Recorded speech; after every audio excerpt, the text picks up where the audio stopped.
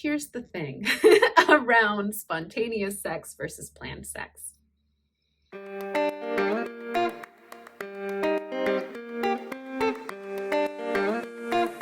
Hello, you gorgeous, delightful, sexy, sumptuous human. Welcome to Practice Intimacy. This is the place to be to learn all about love, sex, and how to have the best relationships you possibly can. My name is Jami Lynn. I'm a marriage and family therapist. And do I remember what we were going to talk about today? No, I do not. Let me find it. Hold on. There it is. Sex. We're talking about sex today. Okay. There is a myth in the world of sexuality that I want to bust right now. That myth is that sex is supposed to be spontaneous and that spontaneous sex is the best sex. Let's be real. Spontaneous sex can be super fun. Is it the best? No, not necessarily. Can it be the best? Sure. But the myth here is the expectation that good sex should be spontaneous. And if it's not spontaneous, there's something wrong. If I'm having to plan my sex life, that means there's something wrong. This is something that I find a lot of couples struggle with because either one person really craves spontaneity or the other person, one person craves spontaneity and the other person's like, I don't know, I can't just turn it on like that. Or what I find is that people might have the internal belief that it's meant to be spontaneous, and because it's not, that means that their sex life is bad, wrong, not good enough, fill in the blank, right? And so the reason I really, really want to myth bust this one is because spontaneous sex is something that culturally has been sold to us. Think of any movie you see that has a sex scene. It goes from like 0 to 60 in no time, where they just met at the bar, they've made eyes, and suddenly it cuts to the bedroom and they're like passionately throwing each other against walls and stuff. That might happen in real life, but 5 years into a long-term committed relationship, that does not happen a lot most of the time. That is not a good blueprint for what sex is supposed to look like. And then also think about some of your earliest sexual experiences when you're like first figuring things out. Maybe there's drinking involved for most people, and then it does feel like a spontaneous thing because you just met this person and you go home with them. And there's this like expectation that it's always supposed to be that way. I would argue that that last one is maybe even a little bit, no, that can be super fun. No shame. No shame on people who decide to go out and meet somebody and take them home for the first time. Totally cool. It's not a lot of people's realities if they're watching my channel. Most people are in committed relationships and attempting to make it work in a culture that has not taught us how to do that. And so here's the thing around spontaneous sex versus planned sex. Spontaneous sex can happen and it's really fun. We tend to equate that with passion. Like out of the blue turn on means that I'm super passionate. And I don't think that's accurate. I think what is more accurate is recognizing that you can bring passion and energy into planned sex, because in truth, no sex is actually spontaneous. It is planned, because at some point, if it's consensual, which it always should be, make sure you're getting consent.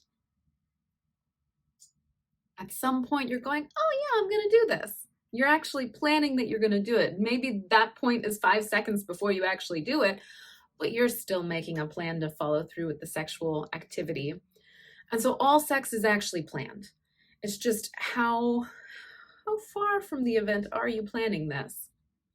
And how can you bring the energy of planning and spontaneity together in your long-term committed relationship? This is something that I was recently talking about with a client where they were telling me my partner really wants spontaneous sex. If we put a date on the calendar with the plan to have sex at that time, then my partner does not like it and they feel as though there's something wrong and it's just not sexy and they can't get into it.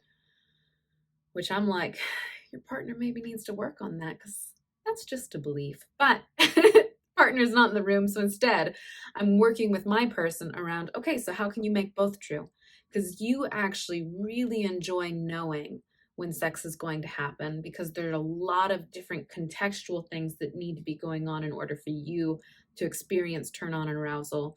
And if they're not happening, then you're probably not going to be interested in having sex. So imagine like their partner spontaneously is attempting to initiate, but my client is aware of the mess in the corner, thinking about getting to work on time, um, thinking about what's going to happen with the kids whenever they graduate.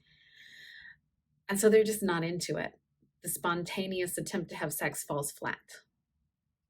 And my client is going, if we would just plan it, then I could set up the room how I want it to be set up. I could get my head straight. I could get to a place where I'm not as distractible and thinking about other things. And then we could have a good sexual experience. But anytime I suggest that, my partner says no. And so my suggestion for folks in that situation would be plan it. And don't tell your partner you planned it and let it be spontaneous for them. So if you take the time to like set up a beautiful space, whether that's drawing a hot bath or lighting some candles or putting down a soft blanket on the bed, or maybe just putting on some clothing, like for you, that is planned. For your partner, that's going to be a surprise and feel like spontaneity. And then on the other side of this, for the person who's like, no, it has to be spontaneous, otherwise it feels weird, I would challenge you to come into a place where you recognize, yeah, sure, sometimes it's spontaneous, but most of the time it's not. Most of the time, sex, especially in long-term committed relationships, it requires some wooing, a little bit of like courtship and closeness and coming together before you actually move in to initiate. So someone I love, her name's Esther Perel, she's a sex therapist. She says that foreplay begins right after sex stops. And there's truth to that. You're actually doing foreplay whenever you plan the date on Thursday night and get dressed up for the date, go out, have a wonderful conversation over a good meal, and come home and have sex. It might feel spontaneous whenever you get home and have sex, but in all honesty, it's not.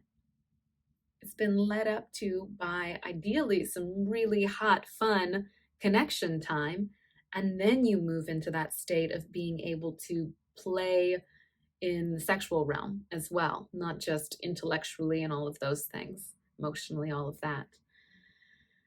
And so my challenge to anybody who says sex has to be spontaneous is, one, it's never actually spontaneous. It's always planned, even if it's only planned for a few minutes.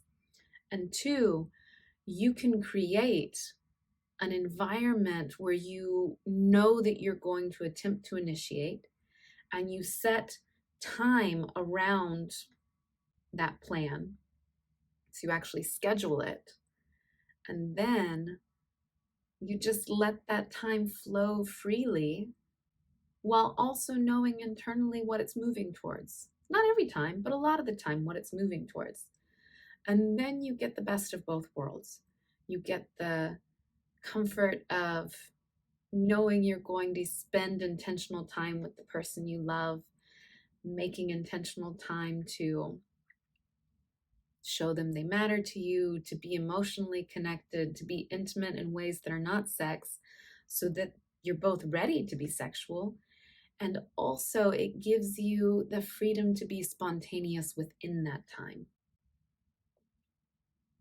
I hope you enjoyed this. Please leave me comments below. Tell me what you think about this idea of letting go of the myth of spontaneity and instead reclaiming the reality of planning and allowing whatever happens to unfold because of you've created the container in which it can happen. Okay, that's all. I will see you next time. Bye for now.